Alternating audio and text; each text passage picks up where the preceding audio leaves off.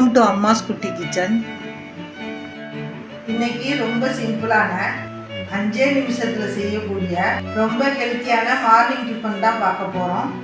அது என்னன்னா வாழைப்பழத்தை வச்சு வாழைப்பழம் அடை தான் செய்ய போகிறோம். வாங்க எப்படி செய்யறதுன்னு பார்க்கலாம். வாழைப்பழம் அடை பண்ணுறதுக்கு 4 வாழைப்பழம் எடுத்துருக்கிறேன். நீங்கள் எந்த வாழைப்பழம் வேணுனாலும் எடுத்துக்கலாம். இந்த வாழைப்பழம் பேர் தெரிஞ்சதுன்னா கமெண்டில் சொல்லுங்கள். இப்போ இந்த வாழைப்பழத்தை உரித்து ஒரு மிக்சி ஜாரில் போட்டுக்கலாம். இதுவும் எங்கள் காமராஜ் அண்ணன் தான் வடமாட்டத்துலேருந்து பறித்து எடுத்துகிட்டு வந்தாங்க. ஃபஸ்ட்டு இதை மிக்சியில் அரைச்சி எடுத்துகிட்டு வந்துடலாம். இதை மாதிரி குழவா அரைச்சி எடுத்துகிட்டு வந்த பிறகு ஒரு சின்ன கப்பு அளவுக்கு கோதுமை மாவு சேர்த்துக்குங்க. 2 ஸ்பூன் அளவுக்கு துருவின தேங்காய், ஒரு பிஞ்சு மட்டும் தூள் உப்பு போட்டுக்குங்க. எந்த கப்பில் மாவு எடுத்தீங்களோ அதில் 1/4 கப்பு சுகர் எடுத்துக்கோங்க. ஆல்ரெடி வாழைப்பழத்தில் இனிப்பு இருக்கும், அதனால் தேவைப்பட்டால் நம்ம வேணால் பார்த்துக்கிட்டு இனிப்பு சேர்த்துக்கலாம். கொஞ்சம் கொஞ்சமாக தண்ணி ஊற்றி இட்லி மாவு பதத்துக்கு மிக்சியில் அடித்து எடுத்துக்கோங்க. இப்போ மூடி போட்டு அரைச்சி எடுத்துகிட்டு வந்துடலாம்.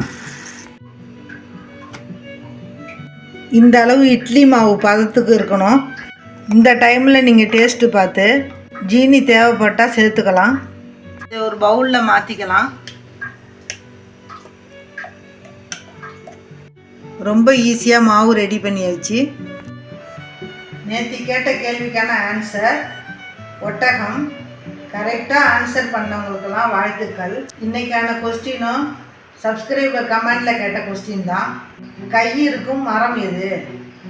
திரும்பவும் சொல்கிறேன், கை இருக்கும் மரம் எது? ஆன்சர் தெரிஞ்சால் கமெண்டில் சொல்லுங்கள். அடுத்தது அடுப்பில் ஒரு தோசைக்கல் போட்டு ஆயில் அப்ளை பண்ணி கல் சூடானதும் மாவு எடுத்து கொஞ்சம் மொத்தமாக ஊற்றிக்கலாம்.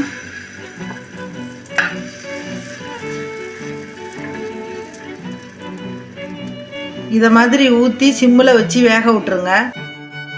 ஒரு பக்கம் வெந்துடுச்சு, திருப்பி போட்டாச்சு. இது ரொம்ப ரொம்ப ரொம்ப ஹெல்த்தியான மார்னிங் டிஃபனு. 2 பக்கமும் வெந்துடுச்சு, எடுத்து ஒரு தட்டில் வச்சிடலாம். இதே மாதிரி மீதம் உள்ள மாவையும் ஊற்றி எடுத்துக்கலாம். பசங்கள்லாம் ஆனுவல் லீவில் இருப்பாங்க. 2 வாழைப்பழம் இருந்தால் டக்குன்னு பசங்களுக்கு ஈவினிங் ஸ்நாக்ஸாக பண்ணி கொடுத்துருங்க.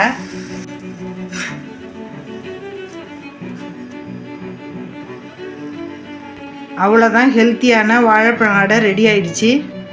இதை நீங்களும் உங்கள் வீட்டில் உள்ளவங்களுக்கெல்லாம் செஞ்சு கொடுங்க. அம்மாஸ் குட்டி கிச்சனுக்கு லைக், ஷேர், கமெண்ட், சப்ஸ்கிரைப் பண்ணுங்கள். நன்றி, வணக்கம்.